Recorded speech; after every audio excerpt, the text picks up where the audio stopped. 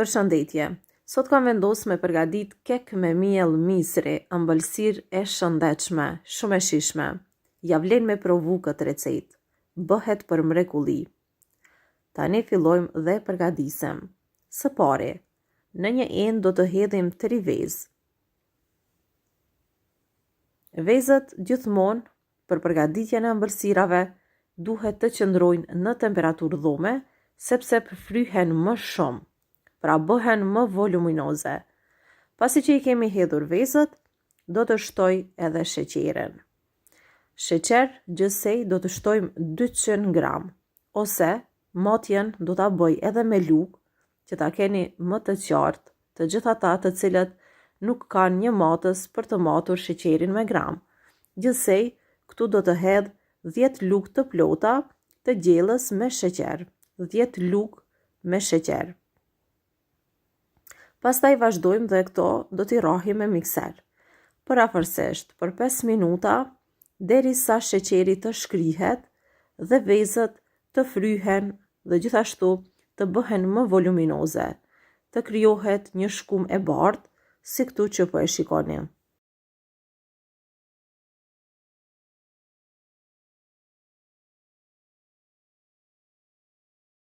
Pasi vezët I kemi gati, tani vazhdojmë dhe shtojmë përbërësit e tjerë. Këtu do të shtojmë një gotë me kos, gota është 200 ml, dhe gjithashtu 150 ml vaj. Një pako me sheqer vanilje për t'i dhënë aromë shumë të mirë, lëvoren e një limoni të kaluar në rende,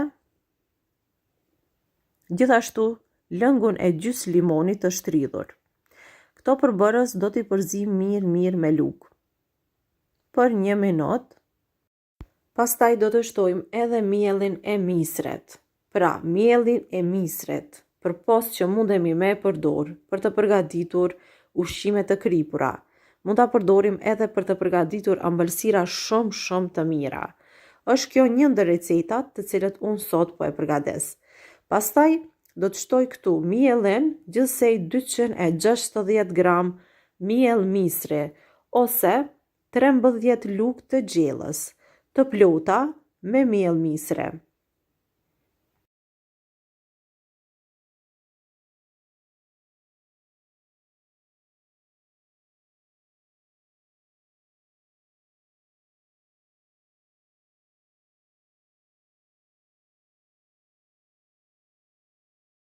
Tani vazhdojmë edhe shtojmë një pako me pluhur për pjekje.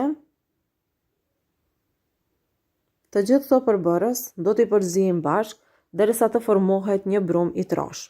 Gjithmonë duhet të kemi parasysh që miellin t'ja shtoni, varësisht se si ju duket brumi. Nëse brumi ju duket që është shumë I hollë, atëherë mund t'i shtoni edhe pak miell misri, sepse sasia e misrit ndryshon varësisht nga madhësia e vezës. Nëse kemi vezë më të vogla, do të na shkojë më pak miell se sa këtu që e shikuat. Ëmbëlsira apo keku duhet të duket kështu. Tani do ta hedhim në këtë kallofin këtu. Kallofin e kam lier me vaj, pastaj I kam shtruar letër për pjekje, që brumi mos na diqet dhe më lehtë të del nga kallofi. Brumin e përgatitur do ta hedhim në këtë tepsi këtu,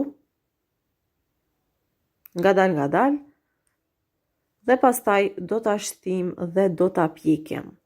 Ëmbëlsirën do ta pjekim në temperaturë 150 gradë për 50 minuta, por gjithmonë duke e kontrolluar a është pjekur ose jo. Furrën e shporetit paraprakisht duhet ta nxehni në temperaturë 150 gradë. Pastaj do ta shtini dhe do ta pjekni kekun apo ëmbëlsirën. Tani vazhdojmë dhe e shtim në furrë. Pasi kekun e kemi të pjekur, gjithmonë duhet ta kontrollojmë. Edhe atë mesin e kekut, a është pjekur ose jo. Nëse mesi është I pjekur, atëherë mund ta largoni nga furra. Dhe menjëherë unë do t'ja largoj letrën e pjekjes, kështu siç është e nxehtë, siç po e shikoni, pra po avullon menjëherë. Largoni letrën e pjekjes dhe kekun do ta lëm pak që të ftohet. Kekun mby, unë kam vendos me ly pak me marmeladë. Ju mundeni me përdor diçka tjetër për lyerje, por që marmelada me të vërtet do t'jep shijen shumë të veçantë dhe i shkon shumë pra këtij kekut. Me miell misri marmelada. Me që marmelada është pak e trash, unë i kam shtuar pak ujë, edhe tani do ta përzi kështu që të bëhet më e hollë dhe më lehtë, pra e kemi që ta hedhim mbi kek. Tani e hedhim mbi kekun e përgatitur, i cili me të vërtet ka dalë shumë i mirë, por që shija do t'jetë shumë e veçantë. Në të njëjtën kohë, ne kemi përgatit pra edhe kek të shëndetshëm, pra me miell misri,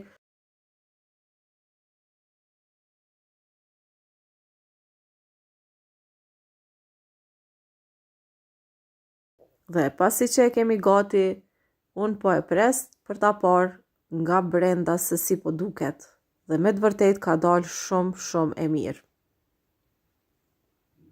Nëse ju do ta përgatesni, juve ju bëft mirë. Kjo ishte një recetë të cilën e kisha përgatitur për ju. Shpresoj që ju ka pëlqyer dhe deri në recetat e tjera, mirëmbëjtje.